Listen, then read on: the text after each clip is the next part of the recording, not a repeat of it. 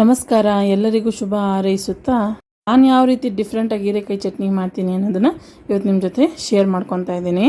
ಹೀರೆಕಾಯಿ ಮೇಲಿರೋ ಸಿಪ್ಪೆ ಎಲ್ಲ ಕ್ಲೀನಾಗಿ ತಗೊಂಡು ಅದನ್ನು ಸ್ವಲ್ಪ ಹಚ್ಕೊಂಡು ಕ್ಲೀನಾಗಿ ತೊಳ್ಕೊಂಡು ಒಂದು ಬಟ್ಲಿಗೆ ಹಾಕ್ಕೊಂಡು ಒಂದು ಸ್ವಲ್ಪ ಈರುಳ್ಳಿ, ಟೊಮೆಟೊ, ಬೆಳ್ಳುಳ್ಳಿ, ಖಾರಕ್ಕೆ ಮೆಣಸಿನ್ಕಾಯಿ, ಒಂದು ಸ್ವಲ್ಪ ಕೊತ್ತಂಬರಿ ಸೊಪ್ಪು, ಕರಿಬೇವು, ಜೀರಿಗೆ, ಒಂದು 4-5 ಟೇಬಲ್ ಸ್ಪೂನ್ ಎಣ್ಣೆ ಸ್ಟವ್ ಮೇಲೆ ಇಟ್ಕೊಂಡು ಚೆನ್ನಾಗಿ ಮೆತ್ತಗಾಗೋವರೆಗೂ ಹುರ್ಕೋಬೇಕು.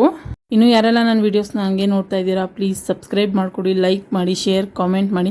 ನಿಮ್ಗೆ ಯಾವುದಾದ್ರೂ ರೆಸಿಪಿ ಬೇಕಾದರೆ ಕೇಳಿ, ಖಂಡಿತ ನಾನು ಮಾಡಿ ಅಪ್ಲೋಡ್ ಮಾಡ್ತೀನಿ. ಚೆನ್ನಾಗಿ ಹುರ್ಕೊಂಡ್ಮೇಲೆ ಒಂಚೂರು ಹುಣಸೆಹಣ್ಣು ಹಾಕಿ ಅದು ತಣ್ಣಗಾಗೋವರೆಗೂ ಬಿಡಬೇಕು. ಈಗ ಒಂದು ಮಿಕ್ಸಿ ಜಾರ್ ತೊಗೊಂಡು ಈಗ ನಾವು ಹುರಿದಿಟ್ಕೊಂಡಿರ್ತೀವಲ್ಲ ಅದು ಒಂದು ಸ್ವಲ್ಪ ನೀರು ಹಾಕ್ಕೊಂಡು ನುಣ್ಣಗೆ ಗ್ರೈಂಡ್ ಮಾಡ್ಕೊಳ್ಳೋಣ. ಹುರ್ಕೊಂಡಿರೋ ಅದೇ ಬಟ್ಲನ್ನ ತೊಗೊಂಡು ಒಂದು ಸ್ವಲ್ಪ ಎಣ್ಣೆ, ಸಾಸಿವೆ, ಸಣ್ಣಗೆ ಹಚ್ಚಿಟ್ಕೊಂಡಿರುವಂಥ ಈರುಳ್ಳಿ, ಸ್ವಲ್ಪ ಕರಿಬೇವನ್ನ ಹಾಕ್ಕೊಂಡು ಚೆನ್ನಾಗಿ ಫ್ರೈ ಆಗೋವರೆಗೂ ಬಿಡಬೇಕು.